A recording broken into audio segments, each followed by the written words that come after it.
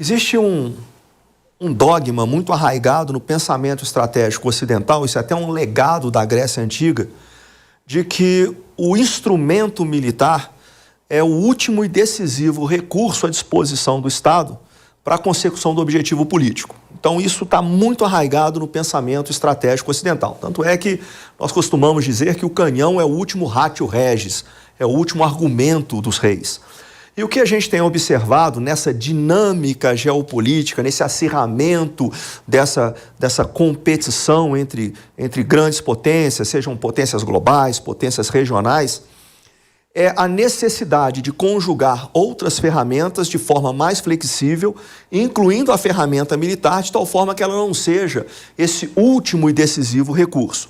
Então, se a gente observar a administração do presidente Obama, ele já foi nessa linha. Ele aplicou dessa forma na Líbia, na Síria, no Afeganistão, mas sem alcançar efeitos políticos e estratégicos.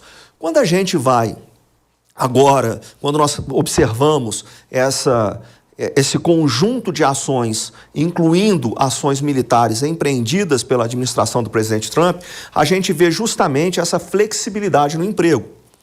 Então, foi o caso da Venezuela, por exemplo. Está sendo o caso do Irã.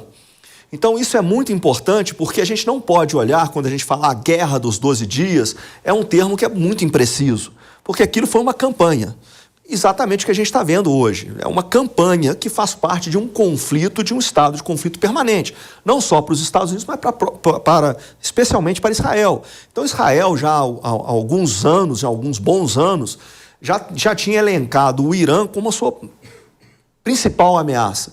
Israel até cunhou um termo, Maban, que é um acrônimo em hebraico para a campanha entre guerras. Ou seja, é o uso do instrumento militar justamente de forma flexível para moldar o ambiente e não necessariamente alcançar objetivos políticos, militares decisivos. Então, só para ilustrar, entre 2011, que foi o início da guerra civil na Síria, sobretudo a partir de 2017 até 2020, Israel realizou mais de 200 ataques contra mais de 1.000 alvos iranianos no sul da Síria. Então, os próprios ataques ao Hezbollah faz parte dessa dinâmica do conflito regional. Enfim, a gente precisa entender justamente esse emprego mais flexível do instrumento militar, de tal forma que ele deixa as opções abertas, opções mais flexíveis para o decisor político. Então, se a gente observar a administração do presidente Trump, a gente pode concordar, não concordar, gostar ou deixar de gostar, mas o fato é que ele tem sempre as cartas na sua mão. Então, eu não tenho dúvida que foi feito ali uma análise bem robusta de quais seriam os objetivos políticos, quais seriam os objetivos militares, destacando que tanto Israel quanto os Estados Unidos buscam, isso vai muito além da retórica, atacar o regime e não atacar o Irã.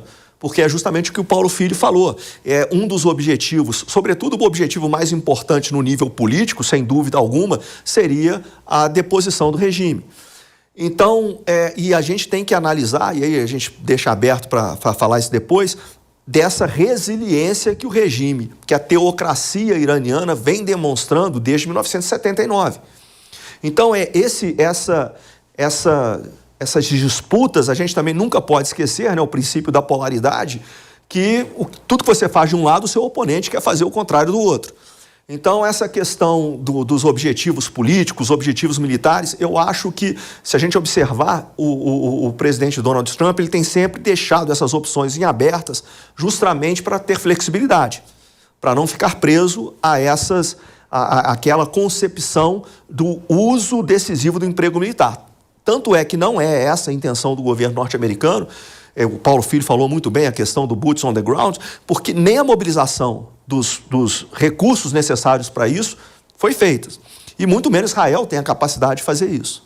Então, acho muito importante a gente olhar com atenção essas opções estratégicas mais flexíveis, mais ecléticas, que estão sendo colocadas aí nessas dinâmicas de competição global.